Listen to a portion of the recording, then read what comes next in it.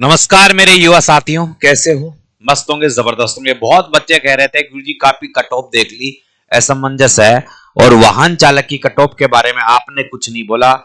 तो मैं बता दूं, मैं मेरे स्वास्थ्य कारणों के कारण काफी दिनों से ना तो कोई क्लास ले पाया था और ना ही बता पाया था। तो आज आया हूं आपके लिए बेहतरीन, शानदार और फाइनल कट ऑफ लेकर।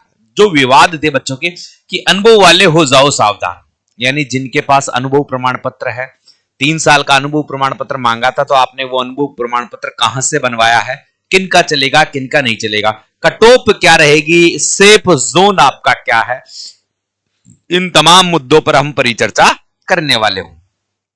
आप सभी को पता है कि लगभग 1.5 लाख फॉर्म थे, उनमें से मात्र और मात्र क्या है, 88,000 बच्चों ने एग्जाम दिया है। यानी लगभग 59.50% बच्चों ने एग्जाम दिया है। यानी लगभग आप मान लो 40% बच्चे तो एग्जाम देने ही नहीं आए। 40% बच्चे तो एग्जाम देने ही नहीं आए। और 2700 पदों की वैकेंसी में इतने कम बच्चे एग्जाम देना एक अपने आप में बहुत बड़ी बात है। डर कहीं ना कहीं अनुभव का भी था, डर कहीं ना कहीं तैयारी का भी था, और डर और भी था।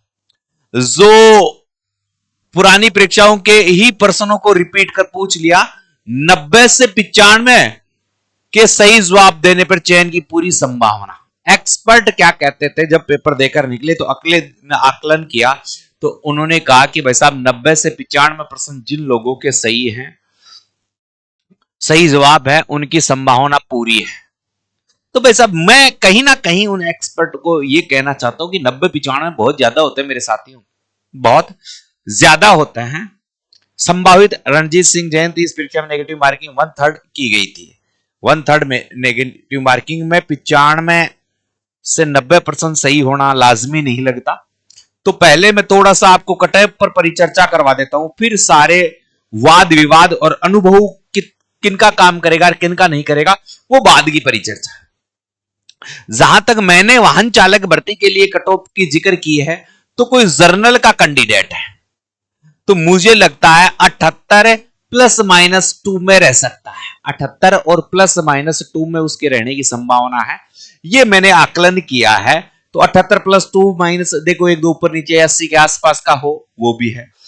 ओबीसी का कोई भी बंदा है वो 75 से 75 के आसपास है, तो उसका सही स्थिति है। वाहन चालक है कि आप सोच रहे उतना नहीं है, क्योंकि बहुत सारे ऐसे बच्चे हैं जिन्होंने अलग ही से एग्जाम दिया।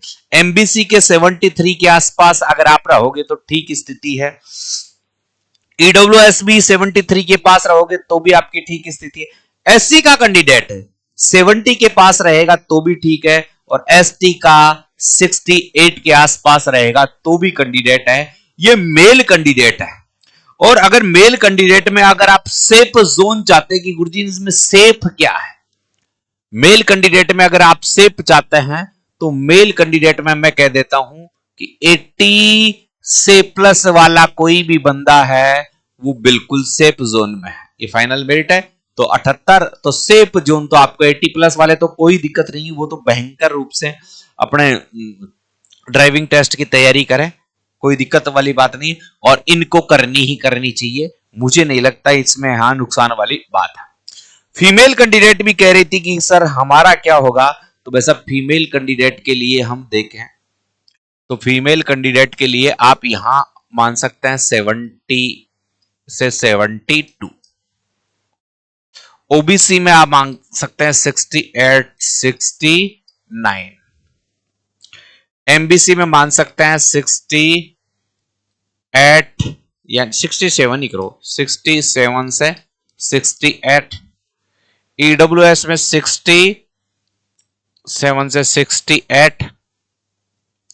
एससी में आप एससी में 65 से 66, और एसटी में आप 63 से 64 के आसपास फीमेल कैंडिडेट भी यहां पर देख सकती है। ये मुझे लगता है इसके आसपास इनका लाजमी है कि यहां आना स्वाभाविक है, और ये चीज भी है। तो ये ऑनथेटिक है। टीएसपी क्षेत्र वाले देखेंगे तो टीएसपी क्षेत्र में आप देखोगे तो टीएसपी क्षेत्र में आप ये मान लो 65 प्लस जिसके भी अंक हैं वो सही स्थिति में है, वो सही स्थिति में है। तो टीएसपी वाले भी देख ले भाई, 65 इज वेरी वेरी गुड स्थिति आप यहां पर देख सकते हो। ये सही आकलन है आपका, और मेरे हिसाब से इसके आसपास ही आपकी कट ऑफ जाएगी, इसके आसपास से ज्यादा नहीं जाएगी। वीडियो अच्छा लगा तो वीडियो को शेयर कर दें। और अब रही भाई साहब अनुभव कि किन का अनुभव मान्य होगा और किन का अनुभव मान्य नहीं होगा। तो जिससे अपनी भर्ती आई थी तो आलोक राज जी ने एक ट्वीट करके सीधे शब्दों में कहा था, वो ट्वीट में आपको दोबारा से दिखाने की कोशिश करता हूं। वाहन चालक भर्ती में अनुभव प्रमाण पत्र के बारे में कुछ शंकाएं व्यक्त की गई है। मैं समझता हूं शायद सभी संस्थाएं ड्राइवर को सैलरी स्लिप या चेक से सैलरी पे नहीं करती। यानी वो कह रहे हैं कि मुझे जहां तक पता है कि हर संस्था है जो या तो बैंक के द्वारा या सैलरी के द्वारा पेमेंट नहीं करती, ऑफलाइन ही पेमेंट करती है।